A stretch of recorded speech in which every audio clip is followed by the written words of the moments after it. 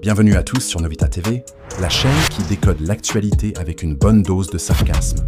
Un grand plaisir de retrouver les anciens abonnés fidèles de notre chaîne qui a été victime de l'injustice.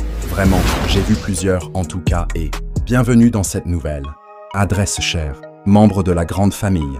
Même l'évangéliste Robert Monguiro et le pasteur Paulin Ilunga, pasteur Francisco Macumbi Kembo en Angola, Santa Clara, ainsi le pasteur Bernard Mafika Nzolameso à Chicapa.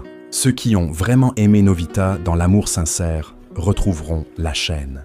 Si tu es nouveau ici, abonne-toi, active la cloche et surtout, laisse un like. Même si t'as pas encore compris le sujet, on t'expliquera après, promis. Et n'oublie pas de commenter. Même un emoji peut faire trembler un algorithme. Bienvenue Papa Patrick Bolima à Kisangani, Franklin Irung à Kinshasa. Aujourd'hui, on plonge dans un dossier brûlant comme un foufou oublié sur le feu. La reconquête de Minembwe, les bastions Tutsi rwandais et ougandais qui tombent comme des mangues mûres, les jeunes Wazalendo qui avancent comme des termites patriotes et les médias qui paniquent comme des moustiques dans une moustiquaire stratégique. Monsieur Willy Claude Mpandamadi à Goma. On va parler de comment les Wazalendo ont repris Minembwe pendant que certains commandants cherchaient encore le bouton « Retour arrière ». Pourquoi les Banyamulenge n'apparaissent pas dans les archives de Léopold II? Même Excel les a ignorés. Comment les jeunes Emma ont réalisé qu'ils tuaient leurs propres frères pour des promesses en plastique des Ougandais? Et voilà Marie-Christopher Kazanga dans le bandendu Ville Je suis ravi. Et pourquoi Bukavu tremble à l'idée de voir débarquer les Wazalendo avec plus de détermination que de munitions? Godefu à la Kilolo à Kasangulu. Bref, si tu veux comprendre pourquoi même les chefs d'état-major commencent à bafouiller et pourquoi les Tutsis sur Twitter pleurent Minembwe comme si c'était Kigali plage, reste bien accroché. Ici, on ne fait pas de journalisme neutre. On fait du journalisme qui pique, qui instruit et qui fait réfléchir. Même quand ça fait mal, alors allons dans les détails et la lumière se fera. Après que les Wazalendo ont repris Minembwe, les jeunes patriotes se dirigent vers Luwenja en route pour Fizi hier lundi 1er septembre 2025. Mitterrand-Mwanda à Boma.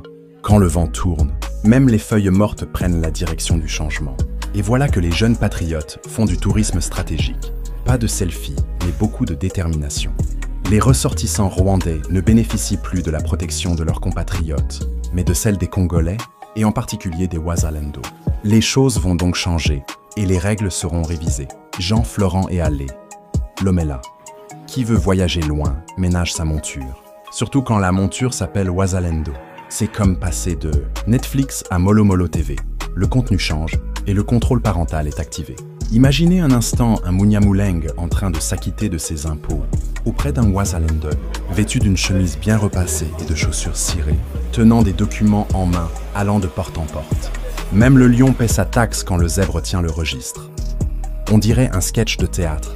Monsieur, votre taxe sur les machettes est en retard. Samangwa Ochudi, cela promet d'être une scène amusante. Restez connectés, vous aurez bientôt des images. Ceux qui n'ont pas vu le film verront le making-of. Les images seront floues, mais les intentions très nettes. Minembwe a longtemps été perçu comme une option stratégique pour la communauté Tutsi dans le cadre d'un plan élaboré depuis des décennies. Gradis Mbemba en Allemagne. Quand on plante un baobab, il faut prévoir l'ombre pour plusieurs générations. Sauf que le terrain est glissant et les racines commencent à se faire arracher. La reprise de cette zone, qui abrite une forte concentration de cette communauté, était cruciale pour faciliter l'arrivée d'autres membres disséminés à travers le monde, dans le but de réaliser le rêve d'une nation nilotique dans la région des Grands, l'axe précisément au Congo. Papa Franki Mulovai. Le rêve des uns devient le cauchemar des autres quand il ignore les frontières. Le Nil voulait couler au Congo, mais les Congolais ont sorti les digues. Cependant, les Congolais ne semblent pas disposés à céder face aux intimidations Tutsi, et la résistance semble se renforcer du jour au jour. Placide Kazadi à Lubumbashi. Quand le tam-tam sonne trop fort, le village se réveille. Et là, le village a sorti les casseroles, les marmites et même les vieilles lances de grand-père. Les Tutsis sont souvent perçus comme rusés et habiles avec les armes blanches, mais cela n'a pas diminué la détermination des Congolais à poursuivre leur résistance, avec Minembwe comme symbole de cette lutte. Caetano Felipe Kunziza. La ruse ne remplace pas le courage quand le cœur bat pour la terre.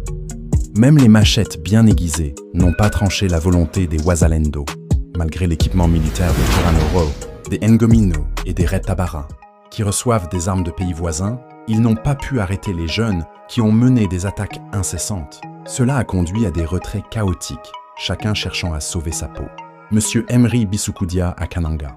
Quand le feu prend dans la case, même le chat oublie sa dignité. On a vu des commandants courir plus vite que des athlètes olympiques, sans médaille, mais avec sueur. Les Rwandais situés à Sud-Kivu et à Goma ont été alertés des progrès des jeunes, Wazalendo dans les hauts plateaux, qui cherchaient à déloger les résistants d'origine rwandaise et ougandaise. Toutefois, les forces RDF AFC M23, déployées dans d'autres régions, n'ont pas pu venir en aide à leurs alliés en difficulté, de peur de perdre davantage d'hommes face à ces jeunes Wazalendo déterminés. Paulo Ngonga, Willow à Luanda. Quand le crocodile a mal aux dents, il évite de mordre. Même les renforts ont dit « on va réfléchir d'abord, peut-être demain, ou jamais ». Les commandants des rebelles, rwandaises dans les hauts plateaux, ont tenté de demander des renforts à leurs alliés à Goma et Bukavu, mais sans succès. Paulin Onauchu à Kisangani. Quand le tambour est crevé, même le sorcier ne danse plus. Le WhatsApp des renforts est resté en mode « vu à 14h32 », sans réponse. Les occupants, qui ont essayé d'ouvrir des voies pour atteindre les hauts plateaux de Fizi, ont subi de lourdes pertes à chaque tentative. Même l'armée rwandaise a déploré la perte de nombreux officiers envoyés dans ces zones de combat, espérant faire reculer les jeunes Wazalendo, mais les résultats étaient catastrophiques. Sosten Kazanzu. On ne traverse pas un champ de mines avec des sandales. Ils ont voulu jouer à risque, mais c'était plutôt Jumanji, version congolaise. Les forces militaires Tutsi rwandaises, connues sous le nom de RDF AFC M23, semblent ralentir, manquant d'inspiration sur les lignes de front au sud Kivu. Gabriel Lévy-Chamut. Quand le stylo tombe, même le poème s'arrête. L'inspiration est partie en vacances, sans billet retour. L'analyse est simple.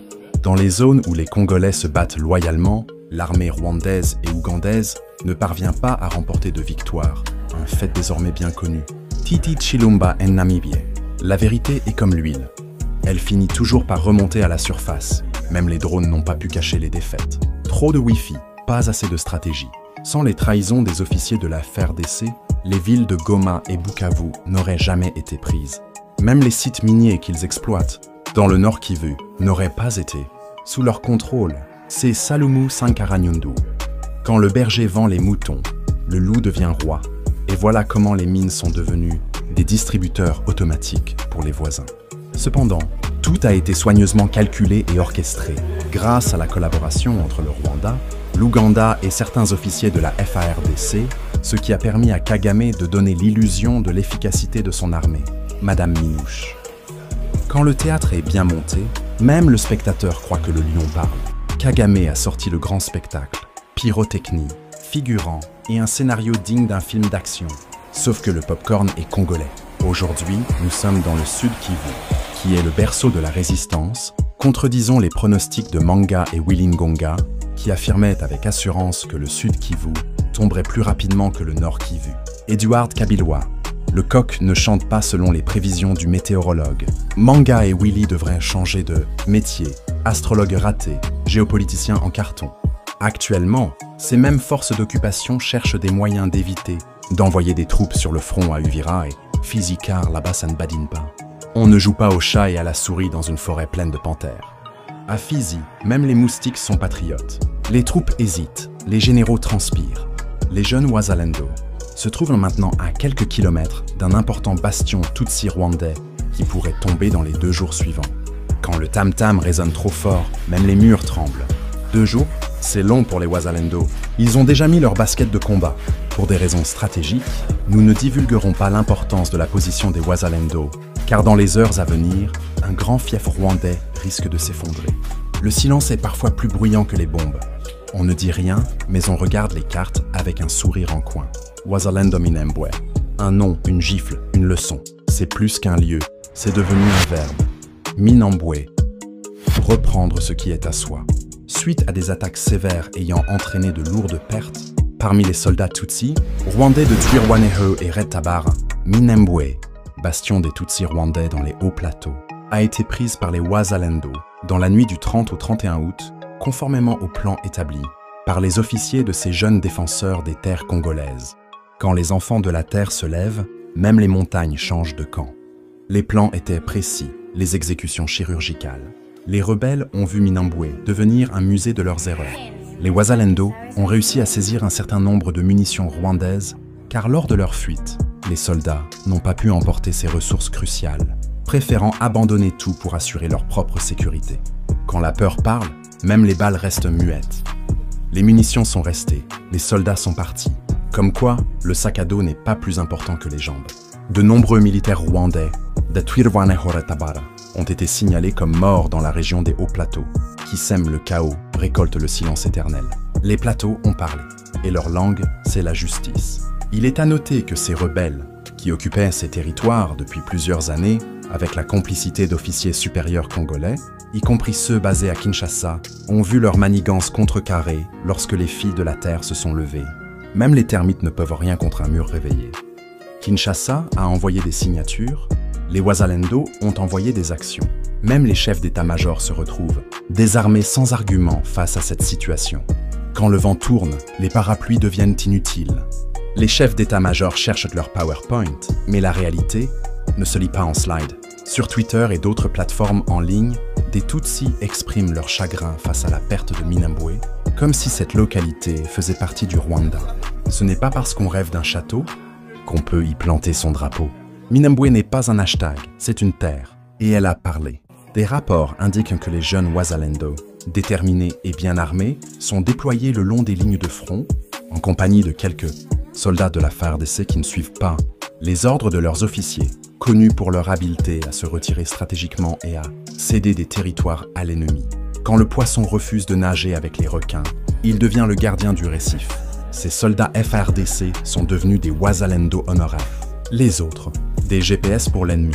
Le Congo appartient aux Congolais. Les Congolais ne peuvent pas être tenus responsables des conflits qui ont eu lieu au Rwanda entre Hutus et Tutsis. On ne paie pas la dette du voisin qui a cassé sa propre maison. Le Congo n'est pas un service après-vente. Les conflits importés ne sont pas remboursables.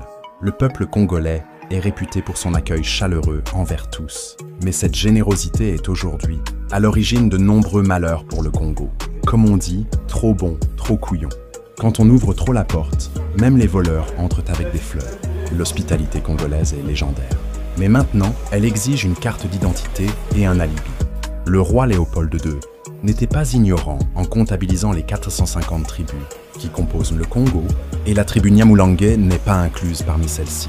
Même le colon savait compter, mais certains veulent recalculer l'histoire. Si Léopold II avait eu Excel, il aurait mis REF à côté de Nyamulangue. Le jour où les Wazalendo, qui se battent sur le front, annonceront leur arrivée à Bukavu, ce sera à ce moment-là que vous verrez comment une ville peut être attaquée avec détermination et la récupérer. Tous ces bruits émanant des médias en ligne ne sont que des moyens d'informer de manière inappropriée, publiés rapidement pour captiver l'audience. Malheureusement, Novita, nous avons perdu notre chaîne durant cette période. Sinon, nous aurions pu rassurer nos abonnés, fidèles, et leur demander de ne pas se laisser influencer par les émotions véhiculées sur les chaînes YouTube, comme nous le faisons habituellement lorsque des mensonges sont mis en avant. Aujourd'hui, les Tutsis ougandais sont complètement en difficulté. Ils viennent de perdre une coalition cruciale qu'ils soutenaient financièrement en Ituri, toujours à l'est du Congo. Le dimanche 31 août 2025, les jeunes Emma, qui avaient été manipulés par les Tutsis ougandais pour lutter contre leur propre pays, en échange de promesses de pouvoir, ont décidé de déposer les armes. Sous la pression de l'armée congolaise, certains d'entre eux ont exprimé leurs regrets en déclarant « Ils nous ont montés les uns contre les autres », en nous incitant de nous entretuer alors que cela ne sert pas nos intérêts, mais les leurs. Ils souhaitent nous voir périr pour s'emparer de nos terres. Et nous avons compris cela. Nous avons décidé de mettre un terme à ce cycle de violence. Un membre du groupe rebelle, soutenu par l'Ouganda, a ajouté « Les Tutsis nous ont trompés. Nous avons tué nos propres frères pour leur profit. Et c'est notre pays qui recule au lieu de progresser. » La population a célébré le retour de ces armes au FARDC, qui avaient été fournies par le gouvernement ougandais dans le but de semer l'insécurité en Ituri. Parallèlement, depuis le 31 août 2025, Minembwe, bastion des Tutsis rwandais dans le sud Kivu, est désormais contrôlé par les Wazalendo. Le Congo a été constitué de divers royaumes et empires, et c'est grâce à la diplomatie belge que ces entités ont été unifiées pour former une nation connue sous le nom d'État indépendant du Congo. Quand les tambours se taisent, les diplomates sortent les cartes. Les Belges ont joué au puzzle avec des royaumes, sauf qu'ils ont oublié de lire les légendes. Les tribus ont enregistré les territoires qu'elles ont cédés, et les terres ont été réparties en fonction des différentes tribus, tandis que celle des Banyamulenge n'a jamais existé ni reconnue. On ne plante pas un drapeau sur une terre sans racines. Même Google Maps n'a pas trouvé Banyamulangland. C'est dire. C'est une réalité difficile à accepter, mais c'est la vérité. Lorsque Novita aborde ce sujet avec précision, la chaîne reçoit des signalements, et YouTube considère cela comme un appel à la violence communautaire, ce qui a conduit à la censure de notre ancienne chaîne sur la plateforme YouTube. Quand la vérité pique, certains appellent les pompiers. YouTube a confondu satire et sabotage. Résultat, Novita censuré, mais jamais muselé. Le Congo n'a jamais eu de contact avec les Tutsis dans son histoire. Depuis la période de l'État indépendant du Congo jusqu'à la fin de la Seconde Guerre mondiale, lorsque l'Allemagne a perdu ses colonies au profit des alliés américains. On ne peut pas retrouver une trace dans un désert qu'on n'a jamais traversé. Les archives sont claires, sauf pour ceux qui lisent l'histoire avec des lunettes de fiction. Face aux tensions entre Hutus et Tutsis au Rwanda et au Burundi, les Belges ont commencé à transférer des Tutsis vers le Congo, qui avait plus d'espace et avait besoin de main-d'œuvre pour les colons belges. Quand le voisin brûle sa maison, il jette les braises chez l'autre. Le Congo est devenu le parking des conflits importés, sans ticket, sans barrière. Si les Belges avaient eu connaissance d'une tribu nommée Nyamulenge à l'époque, ils leur auraient sans doute accordé des terres, car les Belges ne sont pas arrivés au Congo avec des terres en main. On ne distribue pas des parcelles à des fantômes. Même Léopold II, avec sa soif de caoutchouc, n'a jamais vu un Nyamulenge dans ses carnets. Ils ont trouvé des communautés qui vivaient sur les vestiges des royaumes et des empires, et ces derniers ont convenu de créer un État où chaque groupe a cédé des terres, ce qui a conduit les Belges à distribuer celles-ci par tribu. Quand le lion partage la savane, il sait à qui appartient chaque arbre. Les Belges ont fait du découpage ethnique, mais pas du collage imaginaire. Il n'existait aucune terre que les Tutsis avaient soumise au roi Léopold II sans que celui-ci ne les considère comme une tribu. On ne peut pas réclamer une maison qu'on n'a jamais construite. Léopold II a tout noté, sauf les légendes urbaines. L'histoire est claire et ne nécessite pas davantage de débat. Aujourd'hui, certains se considèrent congolais, ce qui peut être vrai, mais il existe une distinction entre un Congolais de souche et un Congolais ayant acquis la nationalité par d'autres moyens. Le palmier ne devient pas baobab parce qu'il pousse dans la même forêt. Être congolais, ce n'est pas juste une carte d'identité, c'est une mémoire collective. Actuellement, vous pensez vouloir défier les Congolais égale vaincre, mais cela est complètement erroné. Car il y a plus de 120 millions de Congolais dans le pays, sans compter ceux qui vivent à l'étranger. On ne joue pas au bras de fer avec une pieuvre. 120 millions de cœurs qui battent pour une seule terre. Bonne chance pour les défier. Vous êtes combien pour envisager de réussir un tel projet? Depuis le début des massacres, il y a 30 ans, quels résultats ou avancées avez-vous réalisés, si ce n'est tourner en rond? Quand on marche en rond, même les mirages deviennent familiers. 30 ans de stratégie en boucle. Même le GPS était fatigué. Les Congolais ne sont pas disposés à abandonner les armes et à se déclarer vaincus. Jamais. Les jeunes Wazalendo sont présents et déterminés. Et le Sud Kivu s'avère être une mission impossible pour des objectifs mal définis. Quand le tam-tam de la résistance résonne, même les montagnes tremblent. Sud Kivu, c'est pas Hollywood. Ici, les missions impossibles finissent en défaites bien réelles. Aujourd'hui, même dans les grandes villes occupées, les dirigeants rwandais vivent dans la peur. Ils sont incertains du moment où les Wazalendo pourraient intervenir. Quand le silence devient suspect, c'est que les tambours s'échauffent. Les Wazalendo sont comme le Wi-Fi, invisibles, mais connectés à tout. Ces petits groupes de Wazalendo, que l'on s'attendait à voir faire des incursions à Bukavu et Goma, sont toujours présents dans ces villes depuis l'arrivée des occupants. Ils surveillent attentivement les mouvements de ces derniers, qui sont bien conscients de la présence des Wazalendo parmi eux. Le léopard ne rugit pas dans la ville, mais ses yeux sont partout. Les Wazalendo sont les ombres du jour. Ils ne parlent pas, mais ils observent tout. Cependant, les jeunes présents à Bukavu ne sont pas en mesure de prendre le contrôle de la ville, car leur nombre est limité, et il manque d'armement adéquat pour mener à bien de telles actions. Même le feu a besoin d'étincelles pour devenir brasier. Ils sont peu, mais leur volonté pèse plus lourd que les fusils. Les militaires rwandais dans ces villes sont mieux équipés que ces groupes de jeunes, qui tentent parfois de défier l'occupation. L'armure ne fait pas le guerrier, surtout quand le cœur est ailleurs. Les équipements brillent, mais les convictions vacillent. Certains médias en ligne ont suscité des réactions en fonction de leurs émotions. Mais en réalité, il n'existe pas de plan concret pour libérer la ville de Bukavu pour l'instant. On ne construit pas une maison avec des tweets. Les likes ne libèrent pas les villes. Il faut des actes, pas des hashtags.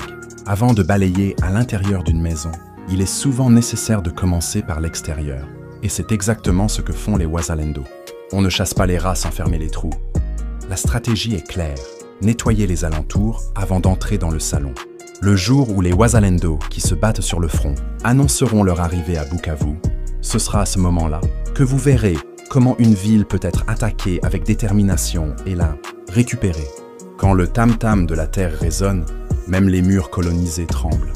Ce jour-là, Bukavu ne sera pas libérée. Elle sera réveillée avec café, tambour et stratégie. Tous ces bruits émanant des médias en ligne ne sont que des moyens d'informer de manière inappropriée, publiés rapidement pour captiver l'audience.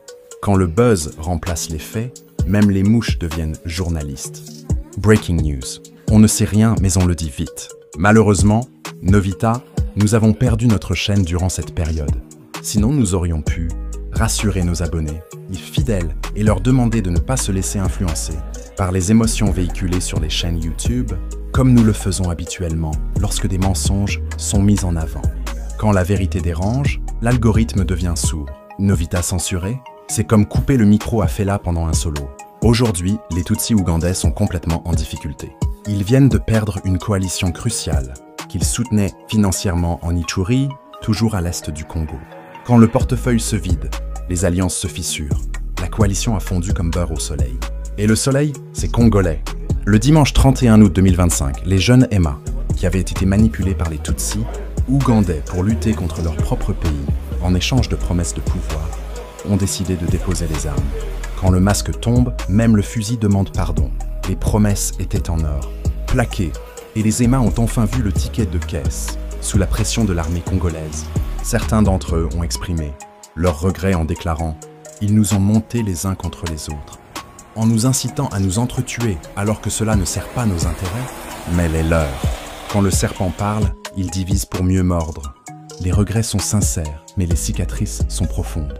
Le Congo n'est pas un échiquier. Il souhaite nous voir périr pour s'emparer de nos terres. Et nous avons compris cela.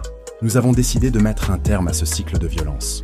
Mieux vaut tard que jamais, surtout quand la terre pleure. La prise de conscience est une victoire en soi, et cette fois, elle vient du cœur.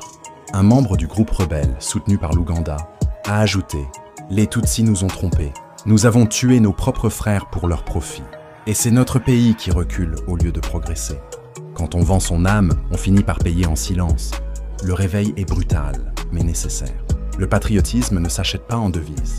La population a célébré le retour de ses armes au FARDC, qui avaient été fournies par le gouvernement ougandais dans le but de semer l'insécurité en Ituri. Quand la machette revient au grenier, le village respire. Les armes ont changé de camp, et cette fois, elles parlent congolais.